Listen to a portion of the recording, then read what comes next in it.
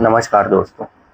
आज 28 मई 2025 है और हम अपनी दैनिक करंट अफेयर क्लास शुरू करने जा रहे हैं। जैसा कि आप जानते हैं, दुनिया भर में हर पल कुछ नया हो रहा है और उन सब महत्वपूर्ण घटनाओं के बारे में हमें जानना बहुत ही ज़रूरी हो गया है। हमारे आसपास की दुनिया को प्रभावित भी करता है, जो आपको इस चैनल पर मिलेगा। हमारे चैनल पर आपको मिलेगा डेली करंट अफेयर्स, वीकली और मंथली रिवीजन भी, एमसीक्यूज और क्विज भी मिलेंगे। तो अभी चैनल को सब्सक्राइब करें और बेल आइकन दबाएं। तो शुरू करते हैं आज की क्लास। ये है आज का पहला question. Recently in which state robotics education has been started for the student of class 10th? A Kerala, B Bihar, C Karnataka, D Maharashtra. इसका आंसर है ए केरल।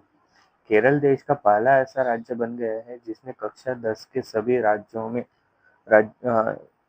कक्षा 10 के सभी छात्रों के लिए रोबोटिक्स की पढ़ाई को अनिवार्य कर दिया है। यह पहल नए शैक्षणिक सत्र की शुरुआत की जाएगी, जो 2 जून से शुरू होने वाली है। इस बदलाव के तहत कक्षा 10 की सूचना और संचार प्रौद्योगिकी यानी कि आईसीटी की किताब में द वर्ल्ड ऑफ रोबोटिक्स नामक एक नया अध्याय जोड़ा गया है। इस अध्याय छात्रों को रोबोटिक्स की बुनियादी समझ प्रदान करेगा, जिसमें सर्किट निर्माण, सेंसर और एक्चुएटर का उपयोग और कंप्यूटर प्रोग्रामिंग का उपयोग करके इलेक्ट्रॉनिक उपकरणों को नियंत्रित करना शामिल है। इस पहल को प्रभावी ढंग से लागू करने के लिए Kerala infrastructure and technology for education यानी कि KITE ने राज्य के स्कूलों में 29,000 रोबोटिक्स किट वितरित भी किए हैं। यह कदम छात्रों को भविष्य के लिए तैयार करने और उनमें आवश्यक तकनीकी कौशल को विकसित करने में मदद करेगा।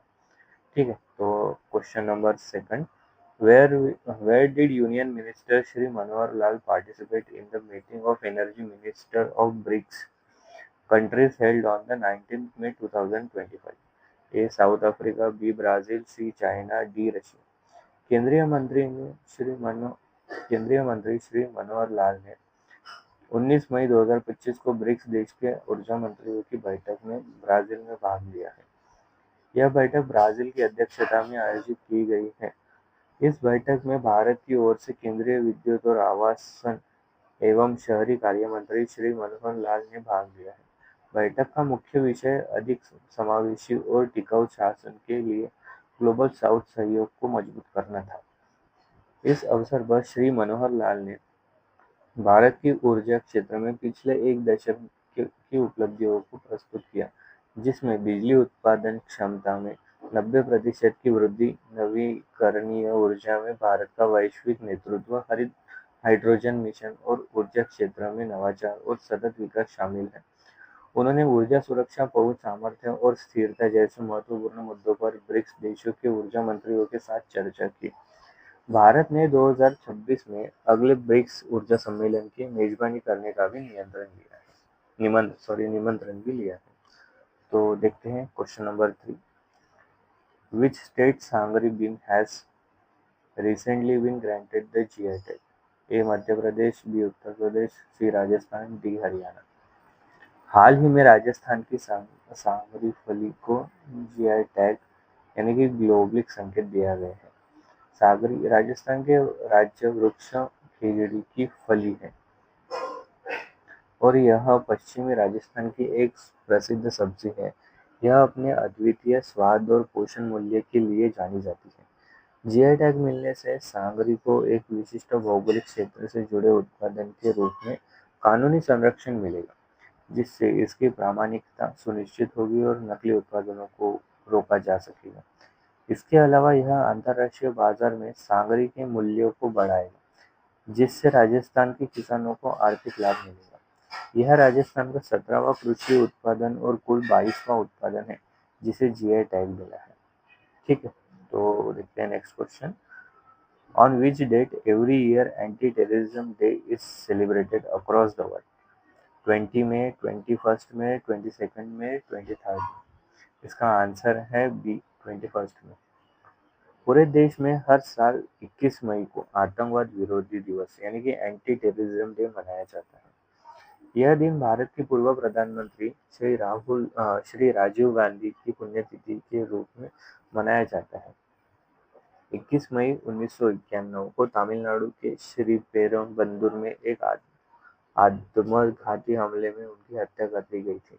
इस दुखद घटना के बाद भारत सरकार ने 1992 से हर साल 21 मई को राष्ट्रीय आतंकवाद विरोधी दिवस के रूप में मनाने का निर्णय लिया है।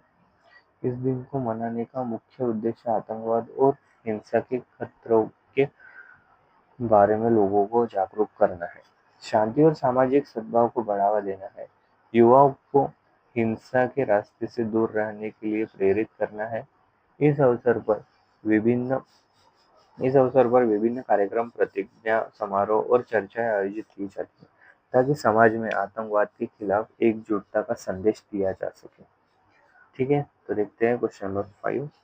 At present, the current annual budget of ISRO is approximately how many billion dollars? A. $1.2 billion, B. $1.6 billion, C. $2.6 billion, D. $3.6 billion. इसका आंसर है बी, $1.6 बिलियन। वर्तमान में इसरो भारतीय संरक्षण संगठन का वार्षिक बजट लगभग $1.6 बिलियन है। विभिन्न स्रोतों के अनुसार इसरो का वार्षिक बजट 2024-25 के लिए लगभग 1.5 बिलियन यूएसडी से 1.6 बिलियन यूएसडी के बीच बताया गया है। उदाहरण के लिए वित्त वर्ष 2025-26 के लिए अंतरिक्ष विभाग को 13,416 करोड़ रुपए आवंटित किए गए हैं, जो लगभग $1.6 बिलियन के बराबर होते हैं। यह ध्यान रखना महत्वपूर्ण है कि इसरो अपने कम लागत वाले मिशनों के लिए विश्व स्तर पर प्रसिद्ध है, जो अन्य प्रमुख अंतर्राष्ट्रीय एजेंसियों की तुलना में काफी कम बजट में बड़ी सफलताएं हासिल करता है। ठीक है, देखते हैं अभी स्टैटिक जीके के question. Which of the following activities is not included in the index of the industrial production?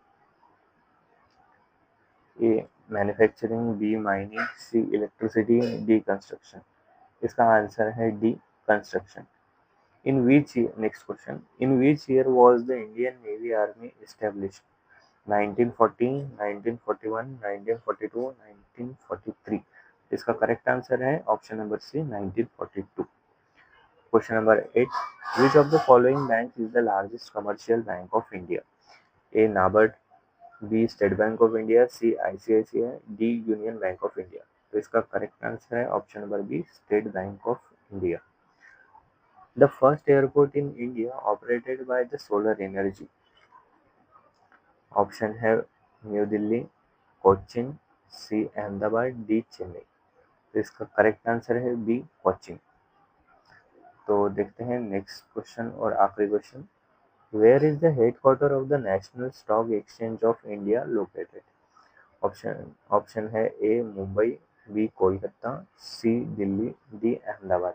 तो इसका करेक्ट आंसर है ए. मुंबई। ठीक है, तो दोस्तों ये थे आज के कुछ महत्वपूर्ण करंट अफेयर्स और स्टैटिक जीके के क्वेश्चंस। आपको ये वीडियो पसंद आया होगा।